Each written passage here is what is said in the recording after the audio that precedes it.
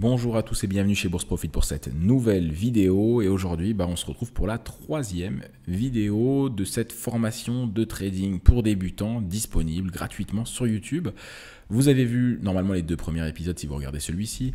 Dans la dernière vidéo, on a vu finalement ce qu'était l'analyse technique et puis on a fini par comprendre comment les graphiques, qu'est-ce qu'étaient les graphiques, pourquoi il y avait des chandeliers rouges, des chandeliers verts, pourquoi il y avait des mèches, des corps, tout ça, vous l'avez compris.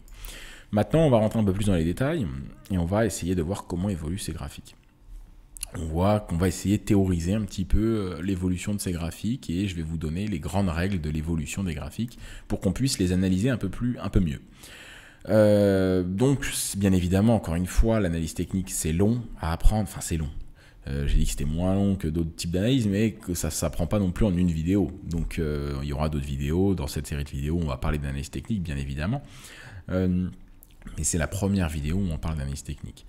Donc maintenant, comment évoluent ces graphiques? C'est ce que je vais essayer de voir dans cette vidéo, ce que je vais vous apprendre.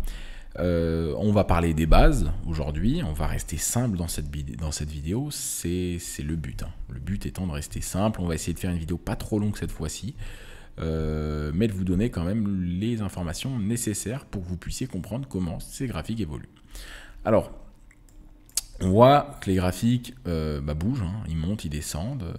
Et puis si vous vous souvenez bien, j'avais dit une phrase dans la dernière vidéo, il me semble que c'était la dernière, oui c'était la dernière, c'était pas la première.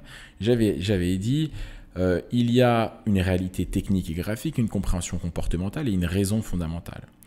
Donc, nous, ce qu'on veut voir, c'est pas pourquoi ça bouge.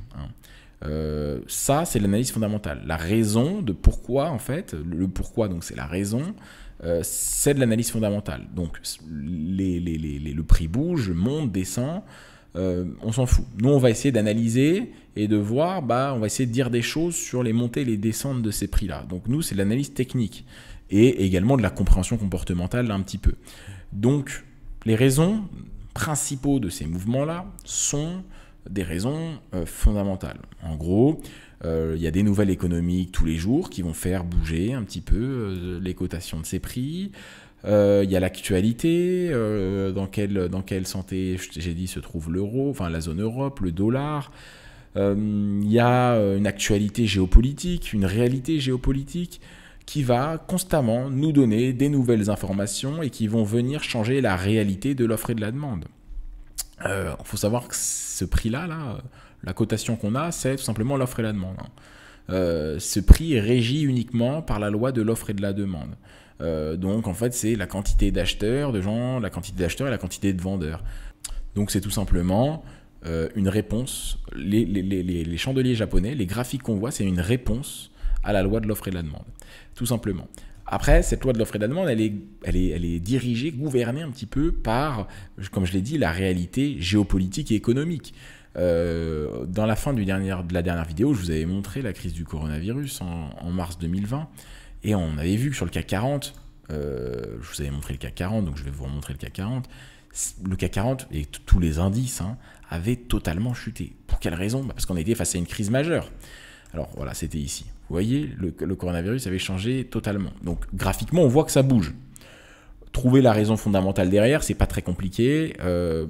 C'est juste qu'il y a une crise qui touche absolument quasiment tous les continents, qu'il y a des centaines de millions d'habitants qui sont confinés, qu'il y a une production qui est anormalement faible, étant donné que les gens ne peuvent plus aller travailler normalement, ne peuvent plus consommer comme ils le veulent. Bref, l'économie est totalement chamboulée. Et donc, les opérateurs sur les marchés ont peur et forcément, les prix s'écrasent, s'écroulent et le CAC 40, on va dire, se fait défoncer. Il diminue énormément. Donc ça, c'est ce qui se passe. Ensuite, il y a une reprise parce que, au bout d'un moment, les marchés financiers vont être soutenus par les banques centrales. Donc, les banques centrales vont faire du quantitative easing, vont injecter de la monnaie, vont injecter finalement pour soutenir les marchés. Et puis, il y a une économie qui va tenter de se reconsolider peu à peu. Les gens vont reproduire, reconsommer peu à peu. Et puis, ce qui va se passer également, c'est que les opérateurs finissent par s'habituer aussi à ce chamboulement et à cette pandémie. Certes, la pandémie n'est pas terminée, mais au bout d'un moment, On ne peut plus dire que c'est la panique parce que quand on s'habitue à une situation, la panique, bah, finalement, ça commence à devenir le quotidien, donc c'est plus de la panique. Donc en gros, voilà, ça, c'est des raisons fondamentales. Donc derrière, ce qui fait bouger le prix, et peu importe les actifs, c'est des raisons fondamentales. Alors des raisons fondamentales, des situations économiques, géopolitiques, c'est plein de choses. Et c'est pas forcément tout le temps facile. Donc là, bien évidemment, je vous ai pris un exemple simple, mais parfois, à court terme, moi je peux pas vous dire aujourd'hui pourquoi tel ou tel actif a monté, tel ou tel actif a baissé. Parce que j'ai pas un suivi. Moi je vous ai dit, j'ai une approche quasiment exclusivement technique. Donc moi, comment évolue le graphique ? Voilà, je fais des règles, j'essaye de voir, d'interpréter ce graphique-là, de faire des stratégies gagnantes grâce à ce que je peux repérer sur ces graphiques-là. Maintenant, le pourquoi il y a ce mouvement, généralement, je m'en fous. Il y en a d'autres traders, ça les intéresse, mais moi, c'est pas trop mon truc. Donc, voilà, ces graphiques bougent parce qu'il y a des nouvelles, parce qu'il y a une actualité qui change, et à chaque fois, ça vient redonner une nouvelle réalité et une nouvelle dynamique à la loi de l'offre et de la demande. Il faut savoir, quand la demande est plus forte que l'offre, bah forcément, ils sont prêts à acheter de plus en plus cher et les vendeurs, eux, peuvent vendre à des meilleurs prix. Le but d'un vendeur, c'est tout simplement de vendre le plus cher. Et le but d'un acheteur, c'est d'acheter le moins cher. Et un acheteur est prêt à acheter de plus en plus cher quand derrière, il y a une cotation qui va évoluer dans un certain sens dû justement à une réalité économique changeante. Donc, voilà ce qui affecte un graphique, ce qui affecte finalement la cotation d'un actif. C'est un climat géopolitique, d'une zone géographique, la santé d'un actif, une nouvelle économie qui vient de tomber. C'est plein de choses qui va affecter ces chandeliers-là et donc ces cotations-là. Et derrière, il y a des traders qui ont des grosses positions et eux, en fait, ils s'informent en continu et donc forcément, la réalité change, donc la loi de l'offre et de la demande change. Bref. Voilà, les graphiques évoluent pour toutes ces raisons-là. Ça, c'est les raisons qui font bouger un graphique fondamentalement, on va dire. Maintenant, nous, est-ce que ça nous intéresse ? Alors oui, c'est intéressant, premièrement, de savoir que c'est pas nous, traders, qui ouvrons une position qui fait monter le prix ou qui le fait descendre si on short. Derrière, il y a des raisons beaucoup plus profondes à ce bouleversement-là, à ce changement-là. Il faut comprendre que c'est pas nous, traders particuliers, qui le faisons. Ensuite, il y a deux types de traders, comme je vous l'ai dit. Il y a des traders qui sont purement techniques. Donc nous, on s'en fout de savoir ce qui se passe. On met en place des stratégies, on trade et on va utiliser que de l'analyse technique. Et puis il y a des personnes qui ont une approche un peu plus hybride.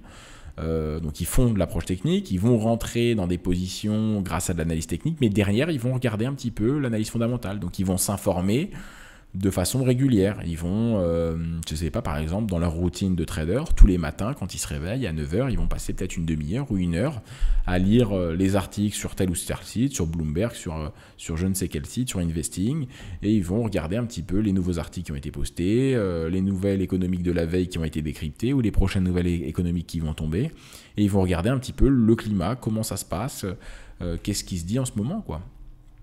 Donc en fait, ils font une veille fondamentale, régulière, et après, ils vont tout simplement l'incorporer dans leur stratégie d'analyse technique. Généralement, les traders court terme font rarement, comme je l'ai dit dans la dernière vidéo, que de l'analyse fondamentale. Ils sont obligés de faire de l'analyse technique quand même. Donc ça, c'est ce qui fait bouger le prix. Bon, maintenant, on a compris que nous, on s'en fout un peu. Et ce qui va nous intéresser, nous, c'est de savoir comment évolue un graphique, enfin non pas les raisons pour lesquelles il évolue, mais de savoir les mouvements qu'il fait, dans quel sens il les fait, et puis quelles règles on peut en tirer. Quelles règles peut-on tirer de l'évolution de ces graphiques-là ? Premièrement, avant d'introduire ça, il faut savoir que c'est binaire. Les graphiques, soit il y a des acheteurs, soit il y a des vendeurs. Il n'y a pas trois parties, il y a deux parties. Le parti des acheteurs, le parti des vendeurs. Vous, quand vous tradez, vous avez trois issues. Vous avez celle d'acheter, celle de vendre, celle de rien faire. Mais quand vous passez à l'action, vous avez deux issues, acheter ou vendre. Donc premièrement, on va voir un petit peu tout ça comme un combat entre deux parties. Alors, ça c'est pour vraiment vous expliquer comment ça fonctionne les graphiques. Si quelqu'un a des années d'expérience, il me dira oui, c'est pas totalement vrai, il aura raison. Mais on va voir ça comme un combat. les acheteurs et les vendeurs. Et même moi, je le vois encore comme un combat et ça ne me pose pas de problème pour gagner de l'argent, ne vous inquiétez pas. Il n'y a pas besoin d'être pointilleux dans le vocabulaire pour gagner de l'argent, on s'en fout. Hein. Moi, je vous explique ça de façon un peu grossière et je pense que ça suffit pour bien comprendre comment le trading fonctionne et pour ensuite mettre des méthodologies et des stratégies de trading gagnantes.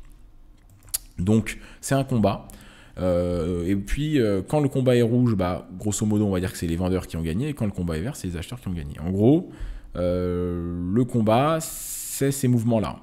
C'est ces tendances, ces mouvements de prix. Donc, ça, c'est un combat entre les acheteurs et les vendeurs. Ce qu'on va regarder, c'est que le prix évolue généralement sous 3 phases. Alors, comme je vous l'ai dit, il y a les acheteurs, il y a les vendeurs. Ça, c'est les deux parties. Et ces deux parties-là, en fonction de leur situation dans laquelle ils sont, ça peut donner 3 phases. Ça peut donner un prix qui monte, ça peut donner un prix qui descend, ça peut donner un prix qui stagne. Il y a 3 phases à cette évolution-là. Alors, premièrement, les tendances directionnelles. On va tirer 2 traits. À gauche, on va avoir les tendances directionnelles. Alors, une tendance, c'est tout simplement un mouvement directionnel, soit à la hausse, soit à la baisse. Comme je vous l'ai dit, les mouvements ne sont jamais linéaires. Je vous l'ai dit dans la dernière vidéo, on ne va pas d'un point A à un point B directement tout droit, comme ça. On voit qu'il y a des mèches, que parfois on monte, parfois on descend. Ce qu'on appellera une tendance haussière, c'est un mouvement qui a tendance à aller à la hausse. Donc, qu'est-ce que c'est une tendance haussière? C'est tout simplement une montée. On va monter un petit peu, mais on ne va pas aller tout de suite à ce point-là. On va descendre, on va s'essouffler un peu, on va rebaisser un peu, puis on va remonter. Puis on va s'essouffler un peu, on va avoir une dynamique un peu plus molle, un peu plus latérale, et puis on va remonter. Puis bon, voilà, on va stagner, voire descendre un peu, et puis on va monter. Et donc là, on est arrivé à notre point B. Mais on n'y est pas arrivé d'un seul coup. On a monté, on a descendu, on a monté, on a descendu, on a monté, on a stagné, descendu un peu, on est remonté. Mais si on devait retenir quelque chose, c'est que globalement, on a plus monté que descendu. On est monté plus de fois qu'on est descendu, sinon on ne serait pas arrivé à ce point-là. Ce que je viens de vous dessiner là, c'est le fondement de l'analyse technique. Ça s'appelle la théorie de dos. C'est tout simplement ce qui permet de décrypter les tendances. Donc là, on a une théorie de dos haussière. Et là, ce que je vous ai donné, c'est une théorie de dos haussière. Et ça, c'est la base. En gros, on va faire des sommets de plus en plus haut et des creux de plus en plus haut. Ce sommet-là est à ce niveau-là. On forme un nouveau sommet qui est plus haut que le précédent. On forme un troisième sommet qui est plus haut que le précédent. Et nos creux, c'est pareil. On a un creux ici. Ce creux-là est plus haut que le précédent. Ce creux-là est plus haut que le précédent. On a des creux et des sommets de plus en plus haut. Nous sommes dans une tendance haussière.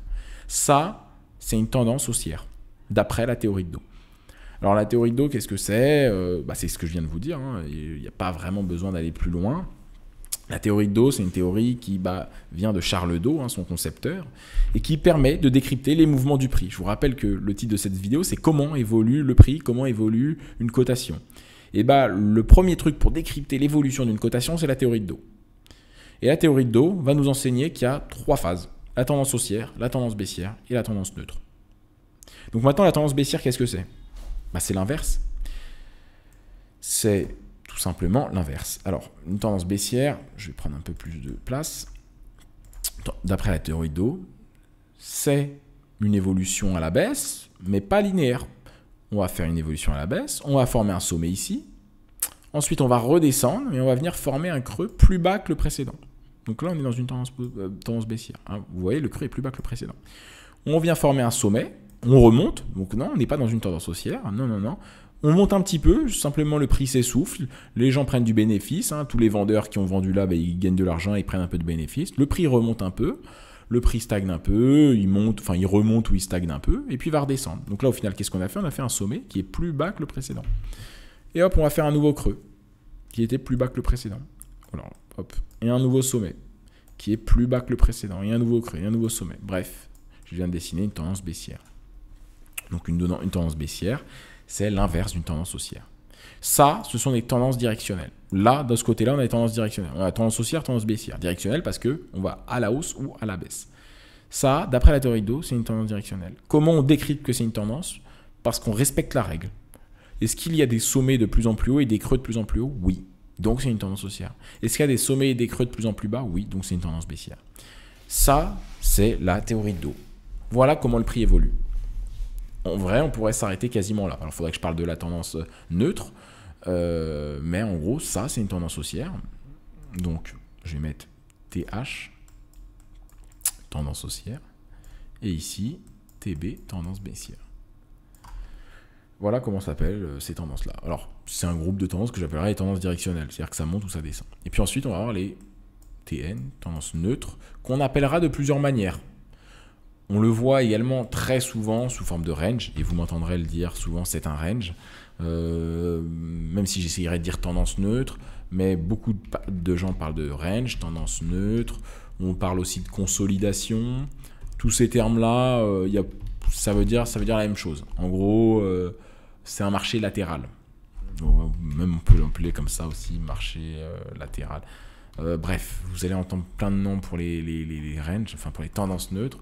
Même quand vous m'entendez dire range, c'est qu'en fait je parle d'une tendance neutre. Une tendance neutre, c'est pas une tendance haussière, c'est pas une tendance baissière, c'est une tendance qui ne peut pas être qualifiée d'haussier ou baissier. En fait, c'est un marché latéral, quoi. Donc c'est quoi une tendance neutre?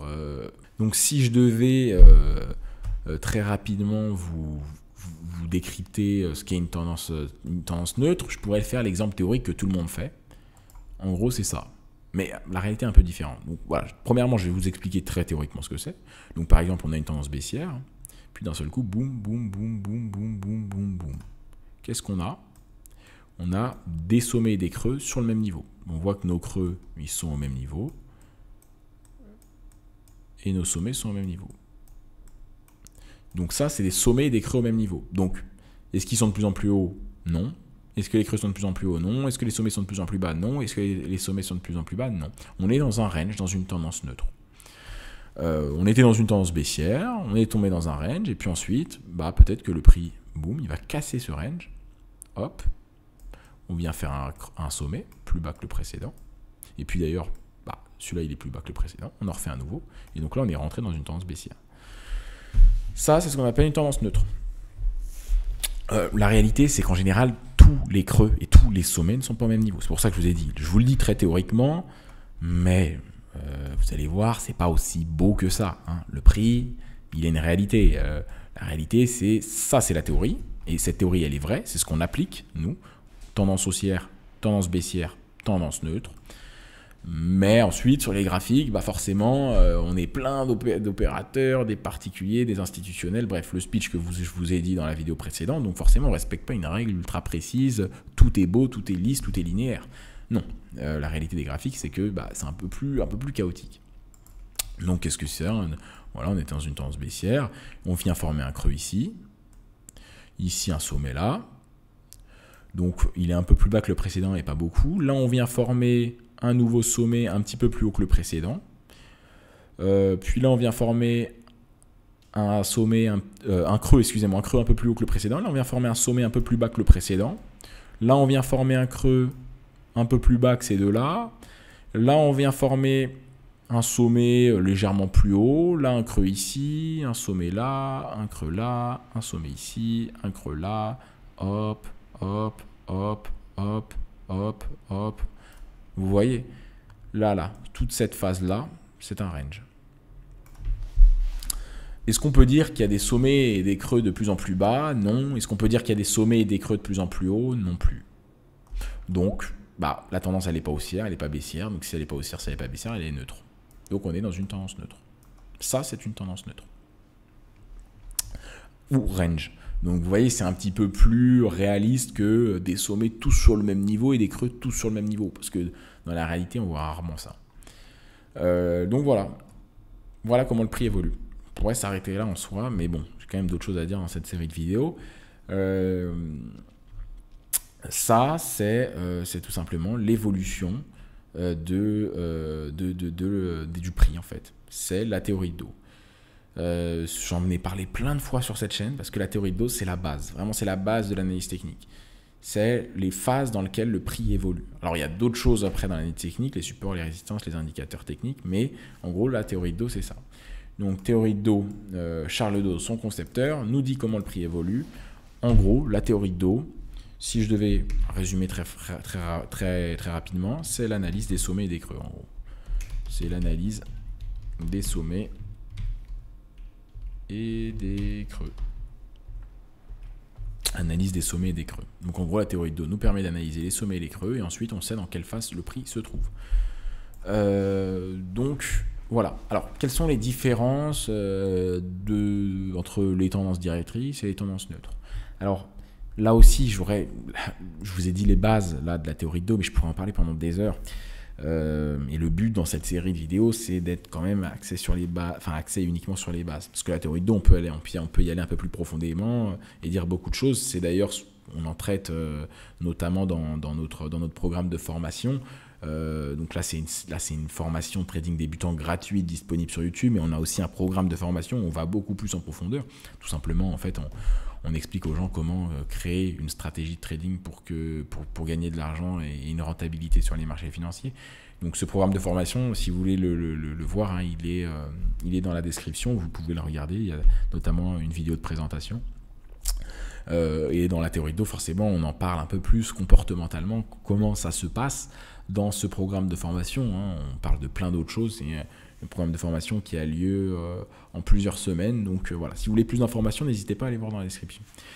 Donc on a en gros une différence entre ça et entre les tendances directrices et les tendances neutres, c'est la directionnalité et puis c'est l'équilibre. Ici, on a un équilibre pendant un instant. On a un équilibre entre les acheteurs et les vendeurs. En fait, je vous ai dit tout à l'heure, il y a une opposition entre les acheteurs et les vendeurs, hein, il y a un rapport de force, il y a un combat qui se fait. Et là, on a un consensus qui est trouvé entre les acheteurs et les vendeurs durant une période. Alors, ce n'est pas une période infinie, parce qu'au début, il y avait une tendance baissière, après, il y aura une tendance baissière, mais pendant une période, on a un équilibre entre les acheteurs et les vendeurs, il n'y a pas de gagnant. Il y a un consensus qui est trouvé et tout le monde est plus ou moins d'accord sur le prix trouvé. Parce qu'on évolue autour du même prix. Alors parfois on monte ici, parfois on descend ici, mais en fait on a un prix moyen qui est au milieu, quoi. Donc on a des zones extrêmes, parfois on va ici, parfois on va ici, mais bref, on évolue toujours plus ou moins autour du même prix. Il y a un équilibre qui est trouvé entre les acheteurs et les vendeurs. Si on veut le traduire par le comportement des investisseurs, donc l'analyse technique qui nous permet de comprendre ce qui se passe derrière dans le comportement des investisseurs, hein, ce que je vous disais dans la dernière vidéo. C'est-à-dire que l'analyse technique, parfois, elle nous permet d'avoir une compréhension comportementale du prix. Pourquoi parfois il y a des tendances neutres? Pourquoi parfois il y a un consensus qui est trouvé? Par exemple, qu'est-ce que ça pourrait être? Ça pourrait être, il y a une nouvelle économique qui tombe à 16h, on est en 1 minute, et une demi-heure avant, on a un range. Donc la compréhension comportementale qu'on peut avoir de ça, c'est que les investisseurs savent qu'il va y avoir une nouvelle économique qui tombe à 16h, qui est ultra importante. Donc ils ne veulent pas spéculer avant, ils se mettent un petit peu en pause, ils attendent de voir comment le marché évolue. Et donc comportementalement, qu'est-ce qu'on voit? On a des opérateurs qui sont extrêmement frileux et qui ne veulent pas faire grand-chose, qui sont plutôt dans un mode, ils sont observateurs de ce qui se passe. Donc une demi-heure, 1 heure avant la grande nouvelle qui va tomber à 16h, on a un range. Le marché évolue pas beaucoup, il monte, il descend un petit peu. Tout le monde est plus ou moins d'accord sur le même prix. On attend de voir la nouvelle économique qui va tomber. Quel chiffre ça va être? Est-ce que ça va être un bon chiffre pour les vendeurs, un bon chiffre pour les acheteurs? Mais en gros, là, il y a une mi-temps, quoi. On fait rien ou pas grand-chose. Ça peut être ça. Ça peut être plein de choses en fait. Si on veut le traduire par le comportement, voilà. Là, c'est une petite ouverture que je vous mets pour comprendre un peu le comportement. Grâce à l'analyse technique. Alors j'en parlerai pas plus, comme ça c'est juste pour vous comprendre pour vous permettre de comprendre ce qu'est l'analyse technique et l'analyse comportementale. Mais j'ai pas trop envie de vous embrouiller dans cette vidéo parce que je donne déjà beaucoup d'informations pour les personnes qui ne connaissent pas tout ça. Donc voilà, théorie de dos, tendance haussière, tendance baissière, tendance neutre. Voilà ce que c'est finalement tout ça. Donc là, on a tout simplement un équilibre qui est trouvé. Hein. On a un prix qui est en range, en consolidation, et il n'y a pas de tendance qui n'est créée. Pour qu'une tendance soit créée, il faut qu'il y ait un déséquilibre. Et là, dans les tendances directrices, il y a un déséquilibre entre les acheteurs et les vendeurs. Il n'y a pas la même force entre les acheteurs et les vendeurs dans une tendance haussière. Je pense que ça va de soi. Le déséquilibre permet de créer un nouveau prix. Il permet de monter ou de descendre. Là, il y a un équilibre, là, il y a un déséquilibre. Et là, on a un déséquilibre différent. Là, on a un déséquilibre à la hausse, on a des acheteurs un peu plus puissants que les vendeurs, et là, il y a un déséquilibre à la baisse. On a des vendeurs plus puissants que les acheteurs. Donc voilà ce que je peux dire sur l'équilibre, le déséquilibre qu'il y a. Donc ça, c'est les tendances directrices, ça, c'est les tendances neutres. Également, j'ai envie de vous donner une indication supplémentaire, parce que c'est du vocabulaire que je vais utiliser souvent. Impulsion, correction. Alors, une tendance, elle est composée de creux et de sommets de plus en plus hauts. Et en fait, qu'est-ce que c'est? Ces creux et ces sommets, ce sont des jointures. Hein. C'est ce qui permet de joindre deux choses. On va avoir des mouvements longs, des mouvements courts, des mouvements longs, des mouvements courts. Ces mouvements longs s'appellent les impulsions. Et les mouvements courts s'appellent les corrections. Donc on a une impulsion, une correction, une impulsion, une correction, une impulsion, une correction. Voilà, ça c'est du vocabulaire. Donc dans une tendance haussière, les impulsions sont à la hausse et les corrections sont à la baisse. Et dans une tendance baissière, les impulsions sont à la baisse et les corrections sont à la hausse. Impulsion baissière, correction haussière, impulsion baissière, correction haussière, et ainsi de suite. Ça, c'est le vocabulaire à connaître pour parler de tendance. L'impulsion, c'est le mouvement long. Donc, il ne peut pas y avoir de correction haussière dans une tendance haussière. Les corrections haussières, c'est dans une tendance baissière. Ça permet également de joindre le fait que le prix n'évolue pas d'un point A à un point B directement. Il fait des impulsions et des corrections. Les impulsions sont des mouvements plus longs que les corrections. Et la juxtaposition des impulsions et des corrections permet d'arriver d'un point A à un point B en montant ou en descendant en fonction de la tendance. Parce que le prix n'évolue pas de façon linéaire. Il n'évolue pas en faisant simplement une impulsion.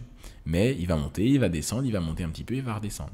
Donc voilà, maintenant que j'ai fait cette explication théorique, on va aller un peu plus sur les graphiques pour comprendre un peu plus ce qui se passe. Mais je pense que ça va déjà un petit peu mieux après avoir vous expliqué cette théorie-là. Maintenant, on va sur les graphiques, parce que ça, c'est de la théorie. Donc les graphiques, voilà, on va essayer d'adapter un peu ce qu'on a vu. Donc là on voit des marchés. Les marchés, qu'est-ce que c'est? Ce qu'on voit, c'est la représentation graphique de l'avis et de l'opinion des intervenants du marché, hein. On sait pas, nous on s'en fout, comme je l'ai dit, de savoir pourquoi ils le pensent. On veut simplement essayer de comprendre comment le marché évolue graphiquement. Donc voilà, là c'est une impulsion à la baisse, une correction, une impulsion à la baisse, une correction, une impulsion à la baisse, une correction, une impulsion... une correction, une impulsion. Qu'est-ce que c'est ce mouvement? C'est une tendance baissière. Sommet et creux de plus en plus bas. Tout simplement. Donc voilà, là un autre exemple. Impulsion, correction, impulsion, correction, impulsion, correction. Alors la correction elle dure un peu plus. Oups, je trace les traits un peu longs parfois. Donc voilà, la correction et l'impulsion. Bon bref, vous comprenez, hein. Correction, impulsion. Alors je pourrais y passer plus longtemps d'ailleurs. Sur cette chaîne YouTube, on a parlé beaucoup plus de la théorie de dos. Donc après cette vidéo, si vous êtes curieux, vous pouvez regarder, pour les personnes qui ont bien compris déjà cette vidéo et les vidéos précédentes, allez voir sur notre chaîne les vidéos où on parle de théorie de dos. Vous tapez sur la barre de recherche YouTube Bourse Profit théorie de dos et vous allez voir plein d'autres choses. Vous allez voir plein d'autres vidéos. Normalement, il y en a, je crois, 3 autres. On rentre un peu plus dans les détails de ça. Donc voilà, ça c'est une théorie de dos haussière. Donc là, on va essayer de voir ce qui se passe ici dans ce mouvement-là. Boum, boum, on monte. Donc voilà, là on vient certainement d'une tendance baissière. Et puis là, on va voir que le marché est un peu plus chaotique. Boum, on voit ce qu'on fait. Hein. Je vous décrypte très rapidement. Je vous trace des traits très rapidement. Hop, hop, hop, hop, hop, hop, hop. Bon, qu'est-ce qu'on peut établir là entre ça et ça? Ah, c'est un range. On a des creux plus ou moins dans une zone basse, on a des sommets plus ou moins dans une zone basse, on n'a pas des sommets et des creux de plus en plus haut, on n'a pas des sommets et des creux de plus en plus bas, bon, on a un marché en range. Alors là, on semblait en sortir, au final, bon, on va voir qu'on va le réintégrer. Mais bon, encore une fois, j'ai envie de rester simple dans ce que je dis, parce que c'est une série, je veux vraiment que cette série s'adresse à du débutant, parce que sinon on a d'autres vidéos sur YouTube, on a voilà, comme je disais, un programme de formation. Donc si vous voulez aller plus loin et que vous connaissez ces choses là, c'est que ces vidéos sont pas pour vous, ou du moins pas encore. Peut-être que la prochaine justement sera un peu plus pour vous. Donc voilà, ça c'est un range, hein. Là on a un range. Donc dans la vidéo juste, dans une des prochaines vidéos, on parlera également de ces zones là, des supports et des résistances, hein. Je pense que c'est des notions que vous avez pas mal entendues. Donc ça, on ira le voir après. Donc voilà, ça c'est un range. Tendance baissière, range, tendance haussière. C'est une application graphique.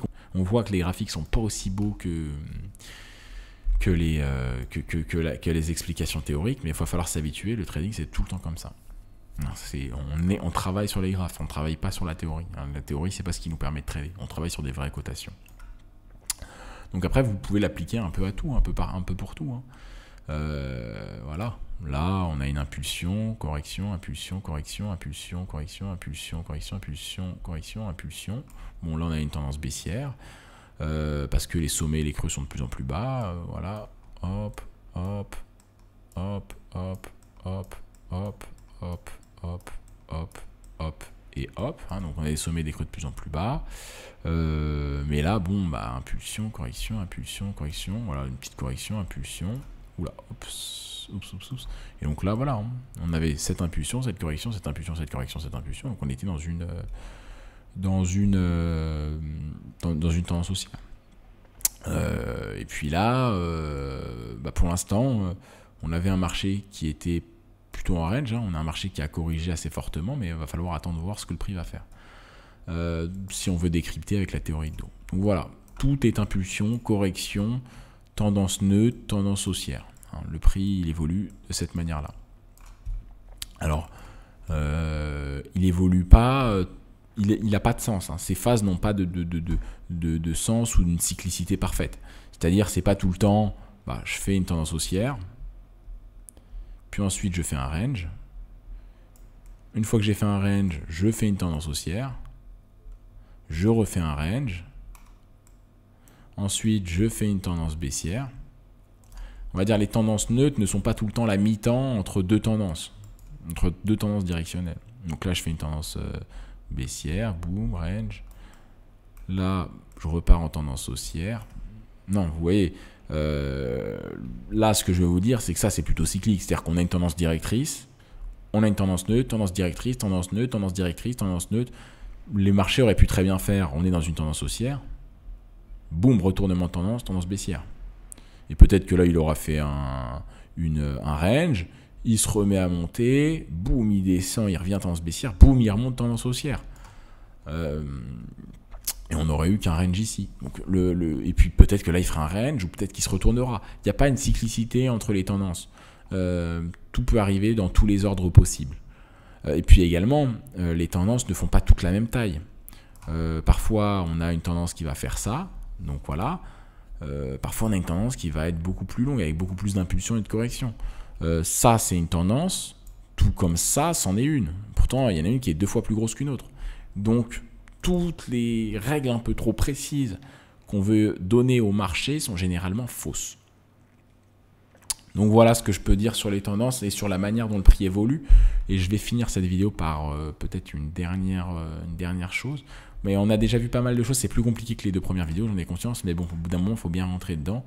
Même si normalement, j'ai essayé d'être le plus tranquille possible pour amorcer justement toute cette technicité. Mais normalement, avec les 2 dernières vidéos, si vous avez bien suivi cette vidéo, ça va un peu mieux. Dernière chose que je veux vous dire, c'est la relativité de ce qu'on voit. En gros, les tendances sont relatives. Pourquoi? Parce que là, je suis en 4 heures. Je vous ai dit que là, j'arrive pas trop à savoir s'il y a une tendance haussière ou une tendance baissière. Ça là, tout ça là, pour moi, je sais pas si c'est une tendance haussière ou une tendance baissière. Donc vu que je sais pas, pour moi, c'est une tendance neutre. Donc je ne vois pas de tendance haussière ou de tendance baissière là, en 4 heures. Mais maintenant, si je décide d'aller en 1 minute ici, là.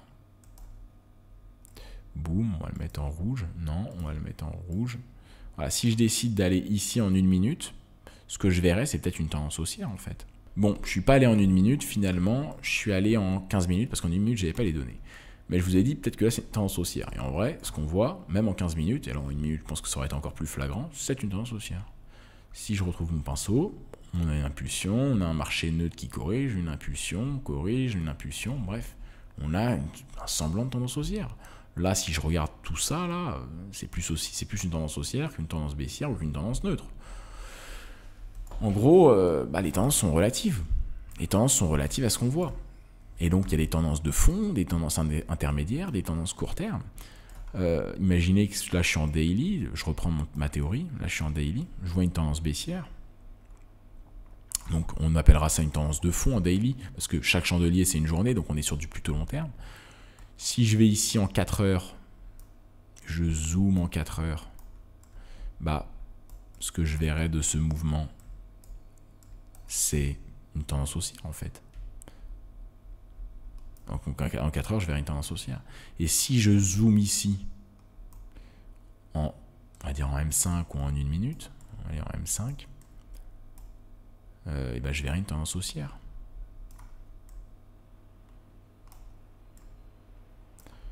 Donc en fait, on a une tendance dans une tendance dans une tendance. Et les tendances sont relatives en fait à l'unité de temps dans laquelle on la repère.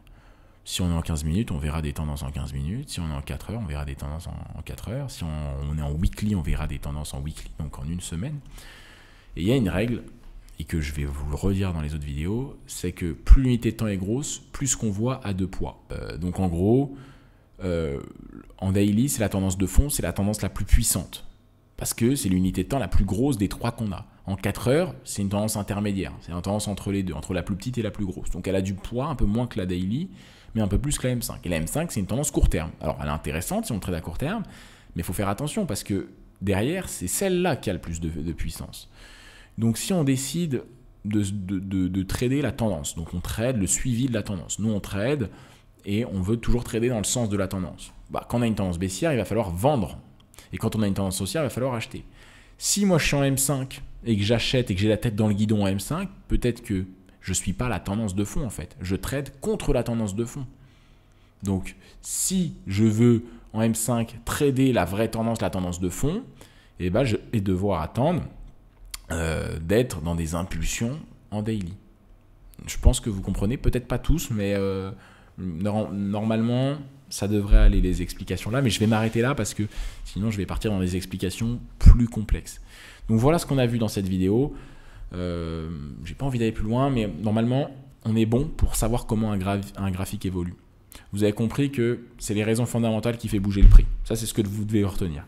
Il y a plein de raisons fondamentales, réalité géopolitique, la zone économique d'une région, tout ça, ça fait bouger le prix. Bon, nous, on ne sait pas pourquoi, on n'arrivera jamais tout le temps à comprendre pourquoi, donc nous, on veut voir avec les graphiques ce que ça fait. On essaye de comprendre graphiquement dans quelle phase est le marché. Est-ce qu'il monte, est-ce qu'il descend ou est-ce qu'il est latéral? Donc pour ça, on a des tendances. Tendance haussière, tendance baissière, tendance neutre. Ces tendances-là, on suit une théorie. Cette théorie, c'est la théorie de Charles Dow, qu'on appellera la théorie de Dow. Cette théorie de Dow, comment on l'utilise? On l'utilise en étudiant les sommets et les creux. Si les sommets et les creux sont de plus en plus hauts, c'est une tendance haussière. Si les sommets et les creux sont de plus en plus bas, c'est une tendance baissière. Et si on n'a pas cette règle déterminée, c'est qu'on n'est pas dans une tendance directrice, on est dans une tendance neutre, qu'on appellera une consolidation ou également un range. Même plus souvent un range qu'une consolidation. Donc ça, c'est la manière dont un graphique va évoluer. C'est la base. Ce que j'ai dit aujourd'hui, c'est la base. Donc si vous ne l'avez pas compris, il faudrait quand même revoir la vidéo, je pense. On a fait d'autres vidéos où on l'a expliqué sur notre chaîne. C'est des vidéos que vous pouvez également aller voir. Également, vous pouvez, si vous avez apprécié la vidéo, vous abonner à notre chaîne pour ne pas rater la prochaine vidéo et l'épisode 4 qui sortira mercredi. Donc n'hésitez pas voilà, à vous abonner à notre chaîne, à mettre un pouce bleu et à laisser un commentaire également pour référencer la vidéo. Si le travail qu'on fait sur YouTube vous plaît, bah, ça permet tout simplement de nous remercier. Vous mettez un pouce bleu, un petit commentaire. Ça permet de référencer la chaîne, donc de lui donner un peu plus de visibilité pour que plus de gens puissent accéder à l'information qu'on donne. Et puis si vous voulez aller plus loin, on a un programme de formation qui est disponible dans la description. Merci à tous de m'avoir écouté et je vous dis à mercredi prochain pour le prochain épisode.